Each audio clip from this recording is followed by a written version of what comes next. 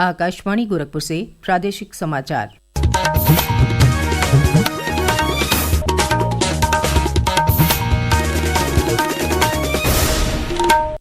नमस्कार, समाचार बुलेटिन के साथ मैं सुकीर्ति अस्थाना। पहले मुख्य समाचार। केंद्रीय अल्पसंख्यक कार्य मंत्री किरेन रिजिजू ने सभी राजनीतिक दलों से संसद में वक्फ संशोधन विधेयक पर चर्चा में भाग लेने की अपील की। कहा, कुछ लोग विधेयक को लेकर फैला रहे हैं अफवाह। बरेली जिले से आज विशेष संचारी रोग नियंत्रण और स्कूल चलो अभियान का शुभारंभ करेंगे मुख्यमंत्री योगी आदित्यनाथ। 933 करोड़ रुपए की परियोजनाओं की देंगे सौगात। चैत्र नवरात्र के तीसरे दिन हो रही है मां चंद्रघंटा की पूजा अर्चना। मुख्यमंत्री ने की प्रदेश वासियों के कल्याण की कामना। और लखनऊ के भारत रत्न अटल बिहारी वाजपेयी कान्हा स्टेडियम में आज शाम लखनऊ सुपर जायंट्स और पंजाब किंग्स के बीच खेला जाएगा IPL क्रिकेट मैच। और अब समाचार विस्तार से। केंद्रीय अल्पसंख्यक कार्य मंत्री किरेन रिजिजू ने सभी राजनीतिक दलों से संसद में वक्फ संशोधन विधेयक पर विस्तृत चर्चा में भाग लेने की अपील की है। नई दिल्ली में कल श्री रिजिजू ने कहा कि विधेयक तैयार है। उन्होंने कहा कि कुछ नेता इस विधेयक पर अफवाह फैला रहे हैं कि यह समाज तथा राष्ट्र के लिए बहुत हानिकारक है। वक्फ कानून के ऊपर में लगातार बदलाव भी किया गया है और वो कानून चलते रहा और इसको गैर संवैधानिक बताना, इससे बड़ा झूठ क्या हो सकता है। और ये देश संविधान से चलता है, कानून से चलता है, किसी का जमीन कैसे छीन सकता है। इस तरह का झूठे बातें करके लोगों को बरगलाने का काम करना ये तो ठीक नहीं है। श्री रिजिजू ने कहा कि विधेयक पर अब तक का सबसे व्यापक विचार विमर्श संयुक्त संसदीय समिति ने किया है। JPC बना करके इस बिल को रेफर किया गया। 97 लाख से भी ज्यादा मेमोरेंडम, रिक्वेस्ट, सजेशंस रिसीव किया है। तो इससे ज्यादा वाइडर कंसल्टेशन और क्या हो सकता है। और तब जाकर के वक्फ अमेंडमेंट बिल को फिर से हम पार्लियामेंट में लेके आ रहे हैं। रूल के मुताबिक प्रोसीजर को मेंटेन करते हुए संवैधानिक प्रक्रिया है। तो जिसको जिस पार्टी का भी मत रखना है पार्लियामेंट में रखिए। देर रात तक अगर चर्चा करना है, हम चर्चा करने के लिए तैयार हैं। वक्फ संशोधन विधेयक को लेकर बनाई गई संयुक्त संसदीय समिति JPC के अध्यक्ष जगदम्बिका पाल ने कहा है कि कई मुस्लिम धर्मगुरु इस बिल का समर्थन कर रहे हैं, जबकि all India Muslim personal law board इस बिल पर आपत्ति जता रहा है। उन्होंने बिल का विरोध करने वाले सभी राजनीतिक दलों और संगठनों की आलोचना की।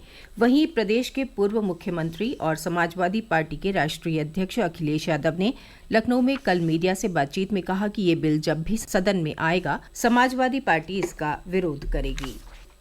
प्रदेश के सभी जिलों में आज से विशेष संचारी रोग नियंत्रण अभियान शुरू हो रहा है।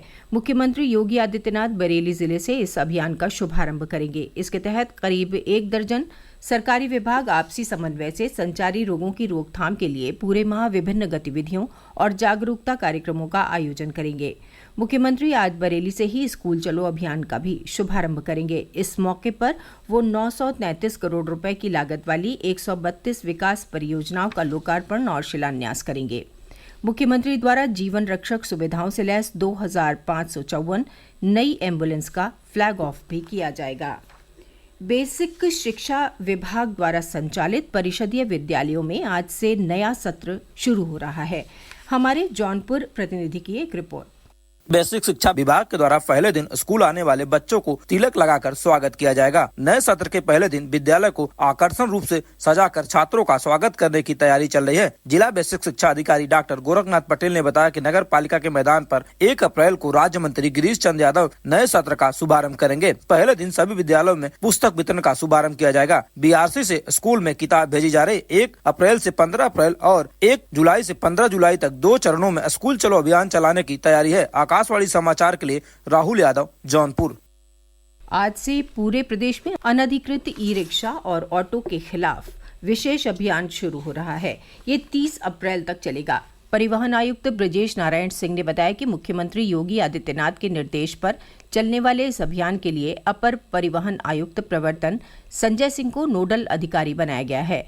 वो प्रतिदिन मुख्यालय से जनपदों की मॉनिटरिंग करेंगे। प्रादेशिक समाचार आप आकाशवाणी गोरखपुर से सुन रहे हैं। ये समाचार बुलेटिन हमारे YouTube channel AIR news Gorakhpur और एक्स हैंडल AIR News_GKP पर भी उपलब्ध है। चैत्र नवरात्र के तीसरे दिन आज प्रदेश के प्रसिद्ध शक्तिपीठों और देवी मंदिरों में मां दुर्गा के तीसरे स्वरूप मां चंद्र घंटा की पूजा अर्चना की जा रही है। प्रदेश के मुख्यमंत्री योगी आदित्यनाथ ने एक सोशल मीडिया पोस्ट के जरिए मां चंद्र घंटा से प्रदेशवासियों के कल्याण की कामना की है। इस बीच प्रदेश के सभी मंदिरों में भक्तों की भारी भीड़ देखने को मिल रही है। सहारनपुर जिले के माता शाकुंभरी मंदिर में भी बड़ी संख्या में श्रद्धालु दर्शन पूजन करके परिवार की सुख समृद्धि और खुशहाली की कामना कर रहे हैं।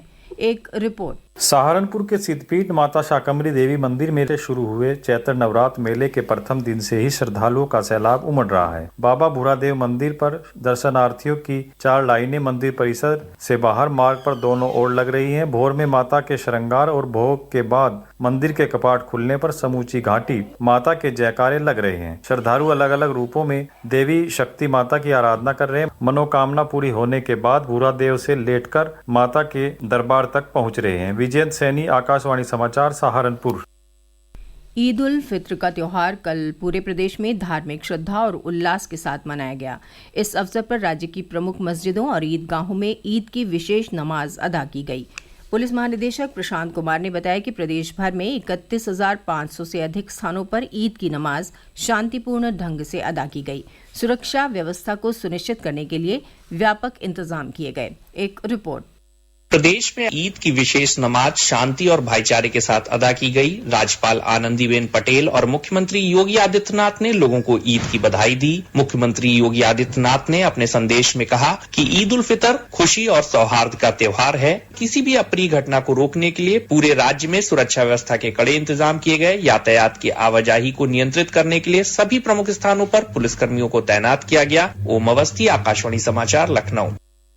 आगरा में ईद की विशेष नमाज ताजमहल के अलावा जामा मस्जिद, ईदगाह, कटघर और शाही मस्जिद सहित अन्य प्रमुख मस्जिदों में अदा की गई। प्रदेश के लखनऊ, जौनपुर, शामली, इटावा, अमरोहा, पीलीभीत, चित्रकूट, मऊ, फर्रुखाबाद, मेरठ, कानपुर, उन्नाव, फिरोजाबाद, बदायूं, जालौन, सहारनपुर, गोरखपुर, गाजीपुर, अयोध्या और वाराणसी सहित सभी जिलों में ईद का त्योहार सद्भाव और भाईचारे के साथ मनाया गया। आईपीएल क्रिकेट मैचों की श्रृंखला में आज शाम 7:30 बजे से लखनऊ सुपर जायंट्स की टीम अपना मैच पंजाब किंग्स के खिलाफ खेलेगी। ये मैच लखनऊ के भारत रत्न अटल बिहारी वाजपेयी इकाना स्टेडियम में होगा।